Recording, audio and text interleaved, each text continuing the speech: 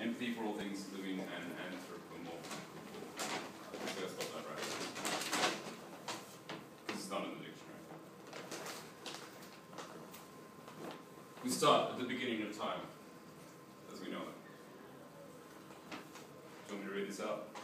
Basically, they're saying that man and canine have co-evolved together since 32,000 years ago.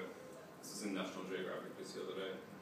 So we share genes, we share lifestyle, we share everything, which makes, for me, I have a beautiful little dog. When they lick your face, that's actually evolution in progress. Swapping genes back and forward. There are differences. There are differences. For example, dogs can't tolerate chocolate. Correct. Which means I get all the chocolate. Exactly. Yes, and that's evolution. I was just reading a science article the other day that dogs have a high. One of the differences between wolves and dogs is that dogs have genes now for processing starch. Saying because no, exactly. Yeah, that kind of thing. We co-evolve together, so we share diet yeah. and disease and epilepsy, and my dog has epilepsy. Yes. So, Buddhism. Who likes overt Buddhist propaganda? Well, yeah, but I don't have any tolerance for the tsetse fly.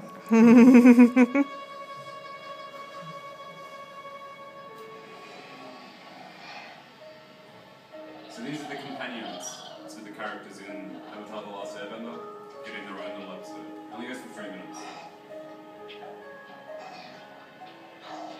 They're all lost.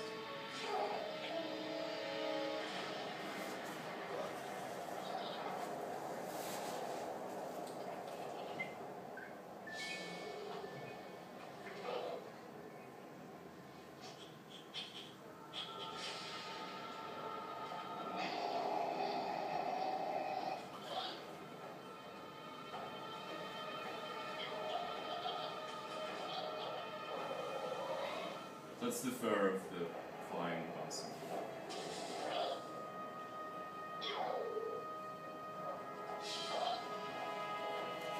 This is very good martial art. Wonderful.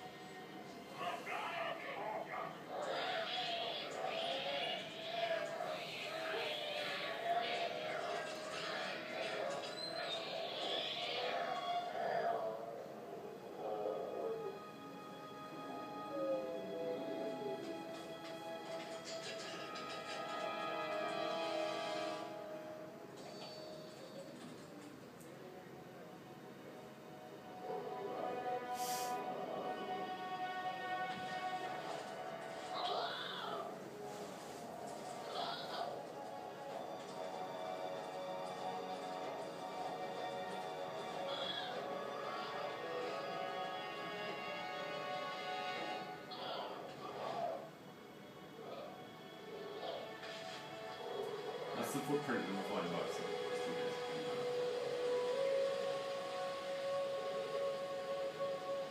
Pause for information. Now, before we move on to E3, the power of that 3-minute clip for me is no dialogue, right? You've built up, and that's season 2, from memory. No dialogue, but you know exactly what's going on with the characters, and you've extended empathy to those guys. And then we have Grant Morrison's We Through Killer Cyborg Pets. Now I've just got a few scans here. This is when they're on the run. So basically the prototype animal cyborg killing machines. So you got the dog, cat, rabbit, each got. The cat is like stealth killer, dogs, the hunter, rabbit, I forget exactly. We've got a few scans in here. Sorry? Was this all done digitally or storyboards? The pictures, no? It's a comic book. A comic book, yeah. Yeah. Right, and so that they speak, it's exceptionally well done. Mm-hmm. They speak like the animals were, and here we have a kind man. Saying, good dog. He responds, good dog, now go. Good dog. Right? And then they're getting sick because they're off their meds, because the government's got them on all these cyborg meds. And here we have, this is the scientist who's responsible for creating them, and then the government's decided to wipe them all out, and so she's sacrificing herself so that they can live. So we say empathy for animals is a common response, right? The new species of life and lifelike, we extend it. So we feel empathy for killer dog cyborgs and flying bison and everyone knows Big Dog? Yeah. Seriously, and I'm glad this guy already put it on his blog. Like, I winced, right? I'm like, it's a robot, but it's a anthropomorphical pet-like. And he kicks it, and he's like, what? I'm not sure if we'll clip in. That's where Gertie from Moon goes, but I didn't have time to find the clip. Liz said I got it earlier. But people have seen Moon, and he has a companion robot, and there's that one scene where his emoticon cries, and you're like, oh, already. So we have Robot and Frank. Like I say, it's a buddy comedy and a cake flick, where the household companion robot is a better friend than his own children.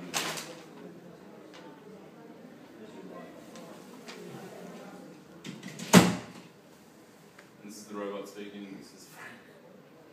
I don't like to hear this. I'm not a person. So Frank, is empathizing with him as a person. I'm just a simulation. By the end, they have to part ways, and the human robot a hug, but actually he's powering down. It's sad. It's wiping his memory. Yeah. Right. So Frank, who is again like Rise of the Apes, suffering from dementia. The robot is what's been keeping him going, and then he moves into a home. Oh, hang on. Hang on. Here he is, wanting. Is that my robot? Is it? No, it's not my robot. The point being, 2001, Hal is like the evil robot, right? Man lost whatever. And now and they're friends, and it's hard to say goodbye. Sad. So it doesn't matter if the Avo-looking robots or human androids, it's what they mean to us. That's what I'm saying. Even when they're house crowds, like this lady. Now this is the Swedish sci-fi, and I'm cheating. I'm talking about this later. What's it called? You can pronounce that if you like. Real Human. It's called Real Humans. Right? And she's like, only one what's best for you. Ecumenico. Sorry? Ecumenico.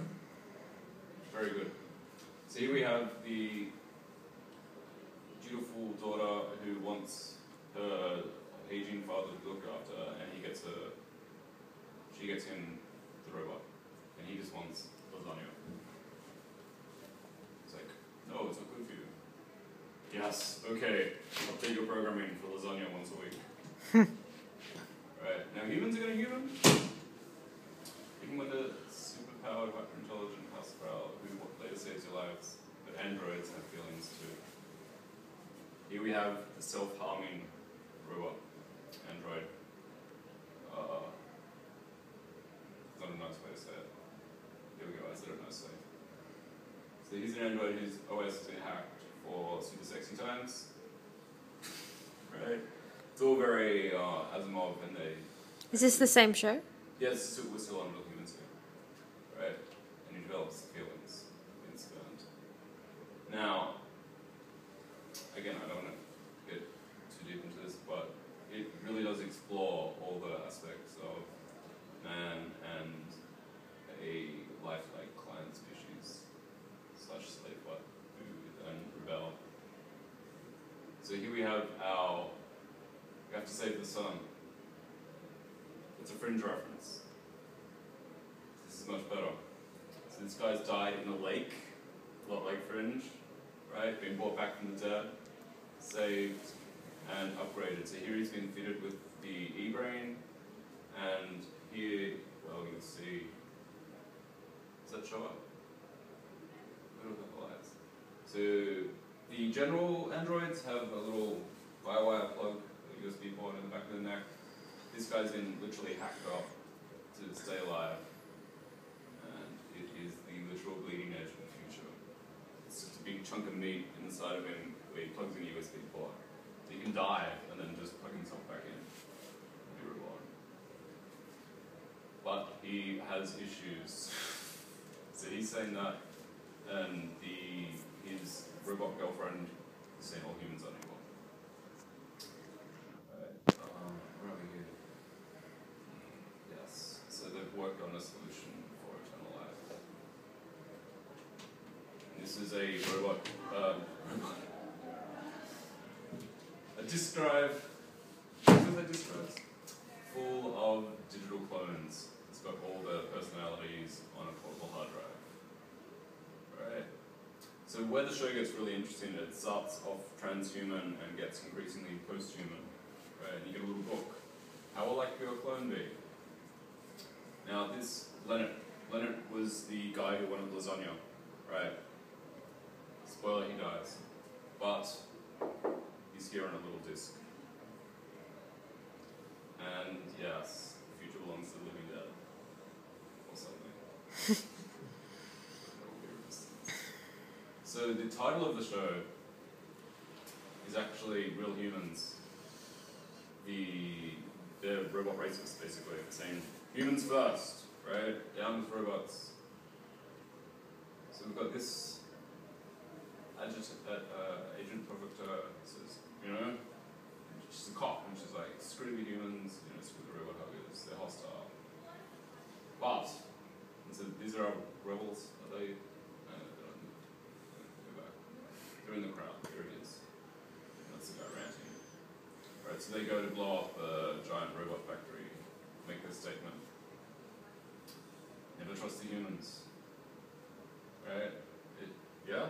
Isn't it good advice? That's the father speaking to the son, saying, don't trust the humans. Except, she's actually an android, fermenting resistance to get their own transhumanist agenda. Are there any utopian themes at all? No. Yes. We'll get to that. So here we are at the end of the show. He's adopted her as a girlfriend, not as a pet. And she's saying, we're going to live on. You created us, then we'll create the world together. It's utopian, right? Mm. Even if it's at by the throat. But it's coming. Come one of us. You'll live forever. And I will love you eternally. And he's not quite sure about that. Will you join us? So now we're on to Terminator, the Sarah Connor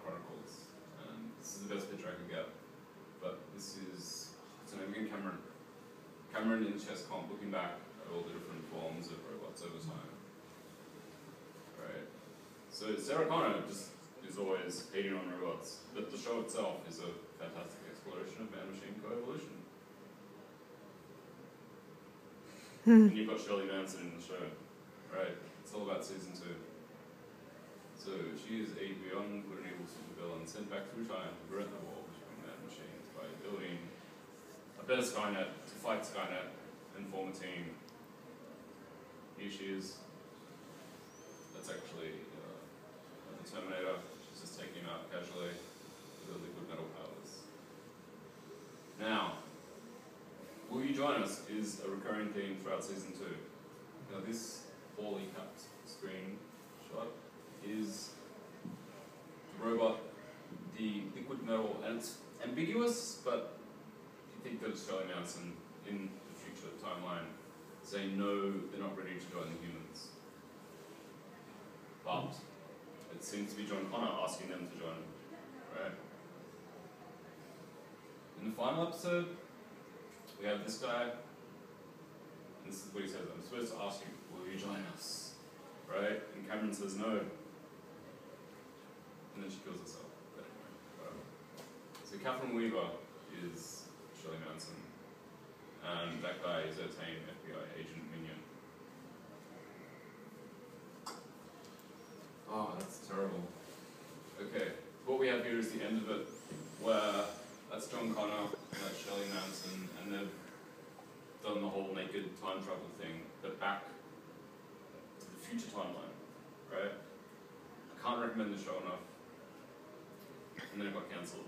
But we can totally have a John Connor Chronicles, right? Because Sarah Connor, who is, you may know, what's her name in Game of Thrones? Even more annoying in that show. Again, it's a future, it's not the future. Because that's one of the ongoing plot lines that every time that they interact with a new time travel, it's not necessarily the same future that sent back the last time travel. Exactly. Because it keeps changing. The key scene with Brian Austin Green and the Aussie girl that roasted up rabbits going, you're not my girlfriend, because you're from a different timeline. And it has a really different agenda and a completely different set of orders. Yeah, really good stuff. Pity bad for the cancellation. It could always happen. And I believe there's a show called Dollhouse. Oh, yeah, that was simultaneous, and it wasn't on instead, it was just had slightly better chance to grow the ratings, and yeah, that was just weird. That was also actually, funnily enough, sort of artificial life, because the concept was about the idea that you can actually basically make people... It was digital clones. Yeah. Dollhouse, yeah. Yeah, and wetware versus hardware, and whether or not there's a soul, etc., etc. Exactly. And that one was good. It was just thematically different. Yeah, the original pilot is much better. Anyway, moving on to Terminator Salvation, which I'm just going to quickly flip through. The key point is, what's his name? The cyborg. He doesn't know he's a cyborg, and they do the whole reverse. What day is it? What year? Do I time travel the slow way? Right? The hero's journey with self-hating cyborg becomes one of the nature of sacrifice. Now, so what's happened here is the Terminators in their escaping the Skynet facility have basically weakened John Connor's heart and he's going to die. The last thing our Tin Man has is a real heart, and he gives it up so that John Connor can live and the fight against the machines can go on. Right? However, in the original ending, John Connor dies. The cyborg wears his dead skin as a flesh suit and leads the rebellion. Got leaked, and they changed it because MCG can die in the fire. But here's our nice little image of that's a little girl. Screenwriters are the scourge of art. And then we're going to end with Total Recall 2070. Can you kill the light? At this point it doesn't really matter, but this is really hard to show you what's going on here. So we've got two detective show with our mysterious new partner and a regular guy. And it turns out that he is an alpha android created by this guy who looks rather like him to experience the world properly. To go in the future, right? Because you know Terminator Salvation is set in 2018. Anyway, it's like around the corner. So we've got an actual future to experience the felt world. Another really good show, and I think it's from Continuum, the previous Continuum. Someone put me up for it, but it's not just Total Recall; it's the full of what. And the robot-hating detective comes to realize, because I think his dad had been killed by a robot or something, and his partner at the start is killed by Trig from Sons of Anarchy as an evil robot. Oh, I loved it. Yes. So his boss in the final showdown, which I would have edited but I couldn't, says it's also them. Our detective has his crucial realization. He says they're here to stay, and someday we'll look back and see this was our last chance to work together. Man and machine together. And this is my final conclusion. Sorry? No, I was just reading it, sorry. That we need a mutant robot transhuman uplifted clan species rescue squad to build the future and save the world.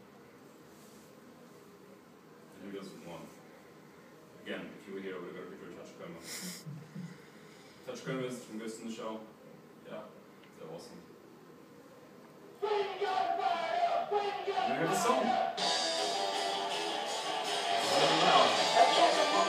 So, thank you.